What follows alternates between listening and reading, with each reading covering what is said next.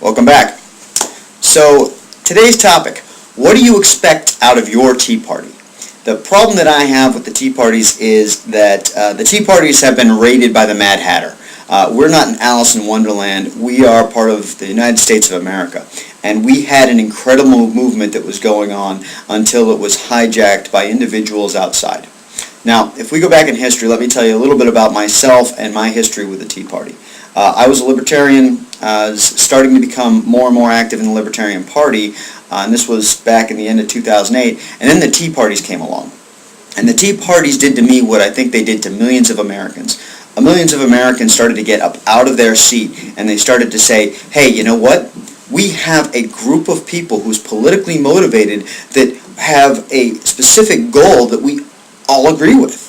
And the goal at the time, and the thing that I embraced, and the thing that I think millions and millions of Americans started to embrace, was the simple fact that we need smaller government.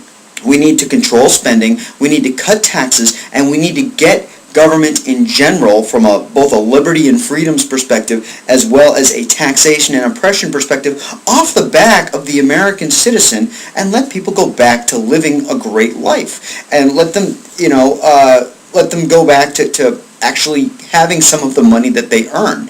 And I think so many people saw that that was what the Tea Party stood for, and that was what the Tea Party meant. And they went out in droves to join this organization, to join this platform, and have their voice be heard united.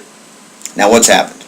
What's happened is the Republican Party, some of the people on the far right wing, a number of individuals have come in and they have infiltrated the Tea Party. And in some cases they've taken over many of the small Tea Party organizations.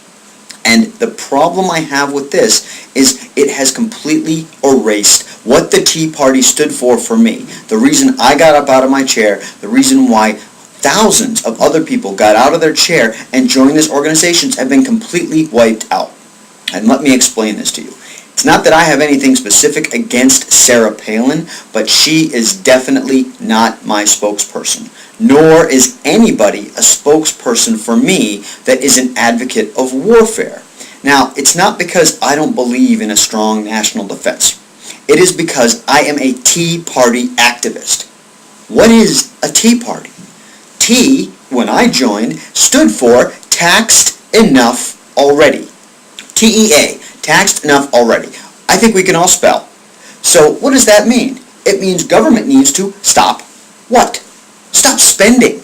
Government must stop spending. Government must stop taxation. That is the premise of the Tea Party that I joined. And the reality, when we take a look at it, is there's all these individuals, Sarah Palin included, that have come in to the Tea Party and they've said, I'm a Tea Party activist, but I'm pro-war. And they've tried to take the Tea Party and push it to a pro-war organization. Here's the problem.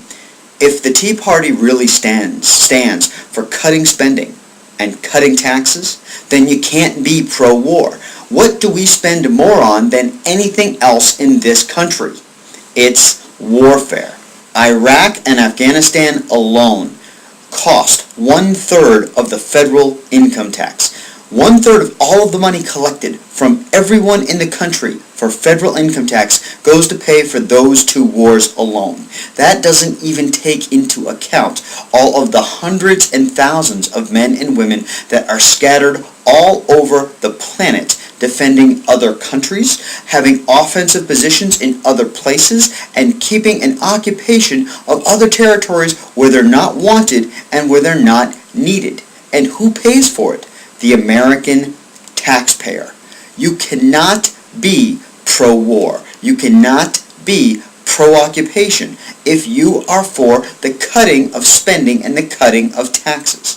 If the premise of the Tea Party has anything to do with having a fiscally conservative government, which is the reason why so many people joined it, then it cannot be a pro-war organization.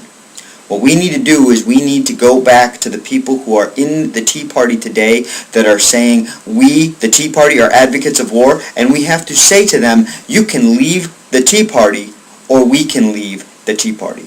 Because we are not going to lend you our voice. We are for cutting spending. We are for cutting government. And war spends billions and billions of taxpayer dollars unnecessarily year after year. We have to send a message, and that is the Tea Party is about spending, the Tea Party is about taxes, the Tea Party is about freedoms and liberties, and warfare does not fit into that equation. Thank you very much. Have a great night.